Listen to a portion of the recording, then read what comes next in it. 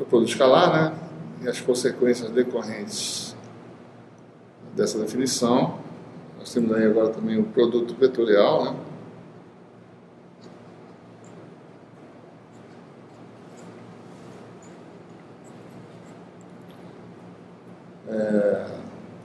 É uma definição também útil, né, para determinar campos vetoriais que têm tendência de rotacionar, né?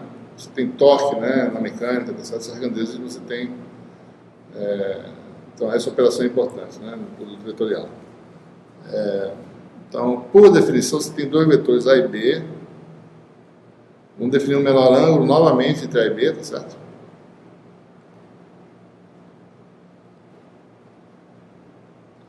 O ângulo entre eles é alfa, né? Vamos definir um vetor unitário normal A e B numa direção específica, em sentido específico, né? Chama de U. Então, observe que nessa definição eu apontei um para cima, né? Então é como se você pegasse aquela regra da mão direita, A em direção a B, né? E o seria o sentido polegar, seguindo o menor ângulo entre A e B, né? Porque senão eu posso ir pelo outro lado, certo? O maior ângulo, né? Teria uma definição incorreta, né? Então, alfa é realmente o menor dos ângulos, para poder saber quem é o vetor U, né? O menor dos ângulos.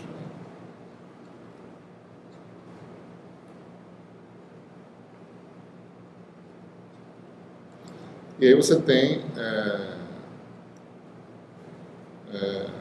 por definição, o produto vetorial gera um vetor, né?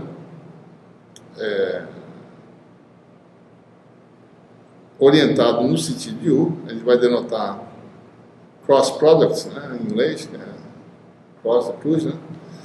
Então é AXB, certo? Tem um significado totalmente diferente de A ponto B, né? Por definição é o tamanho de A, o tamanho de B, né? Sendo o ângulo na direção e sentido desse vetor U definido por essa regra da mão direita, né?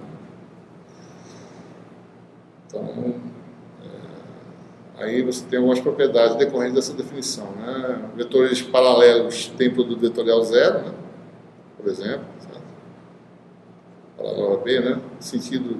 Mesmo sentido oposto, o produto vetorial dá zero, né? Certo? Bom, temos aí também algumas propriedades do produto escalar vetorial, né? O produto vetorial ocorre geralmente em torque, né? Momento de uma força, assim por diante, né? Nós também vamos ter equações, as equações de Maxwell envolvem o produto vetorial de operadores com vetores, né? Nós sabemos muito bem, certo? Bom, nós temos algumas propriedades, né, dos produtos escalares vetorial, né? Posso talvez sumarizar numa propriedade só, né? Posso distribuir produto, né, mais D, etc. Tem a distributividade aqui, certo?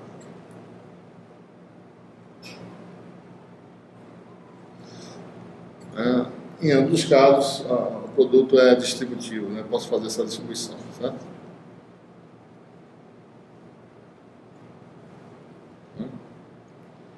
Isso funciona bem. Mais, né? Ponto cruz, né? D mais, etc, né?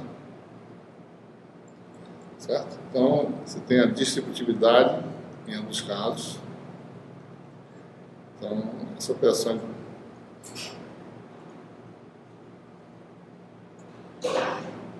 por outro lado, o produto escalar comuta, né?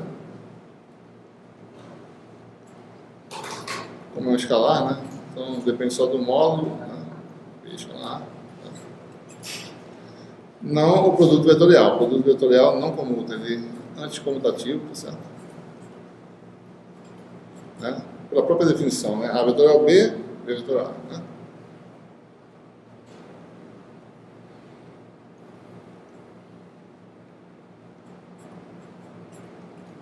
Então, as propriedades são diferentes, certo? Muito bem.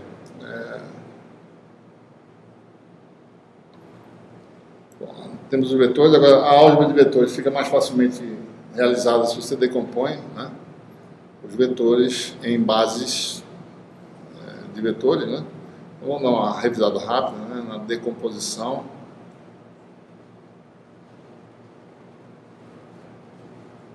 De vetores.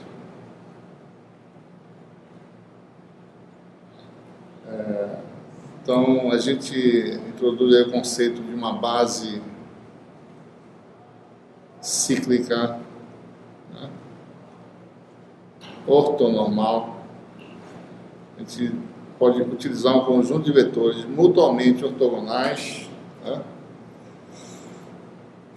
unitários, né, para não modificar o tamanho das coisas, né, e cíclica, né? Se eu for desenhar uma sequência cíclica, por exemplo, se os índices são 1, 2 e 3, né, eu desenho nessa ordem: 1, 2 e 3, 2, 3, 1, 3, 1, 2 e assim por diante, né? Se é XYZ, vai ser XYZ, YZX, todas as permutações cíclicas possíveis, certo? Isso é importante a gente fazer isso, porque a gente pode calcular rapidamente produtos vetoriais sem se preocupar. Você sabe que se tiver na ordem cíclica, produto vetorial de duas grandezas vai dar o terceiro sem mudança de sinal. Então essa é a importância, certo, da definição de uma base cíclica. E também de você saber desenhar um sistema de eixos no espaço dimensional, né? Então, se você vai desenhar um sistema no espaço dimensional, você vai começar com a direção 1 e vai girar, certo? Ciclicamente, né? Direção 2, direção 3, né? Eu não boto assim 1, 3, 2, daí eu tenho uma base, digamos, anticíclica, né? Reversa, certo? Então eu posso sempre desenhar, eu começo com 1, eu vou girando, certo? No sentido, né? 1, 2, 3, no sentido anti-horário, certo? Está sempre correto, né? Eu não vou desenhar, por exemplo, X, Y, né? Ou seja, a gente nunca vê isso aí. Apesar de ser possível, eu posso fazer na base que tem essa propriedade, certo?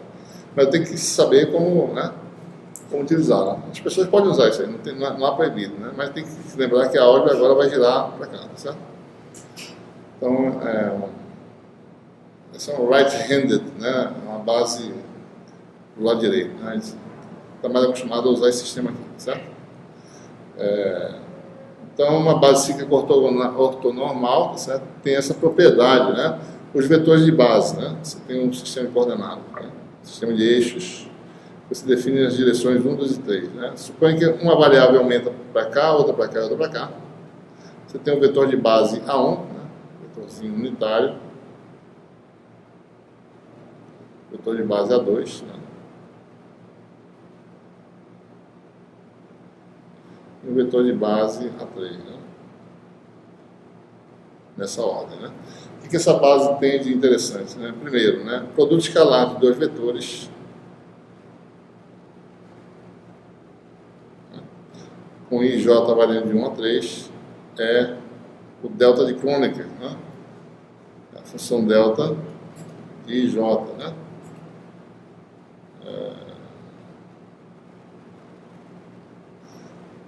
Esse delta de Kronecker tem essa propriedade, né? Ele vale em 1, se igual a J, né? Vale 0, deixa eu escrever, né? Se I diferente de J.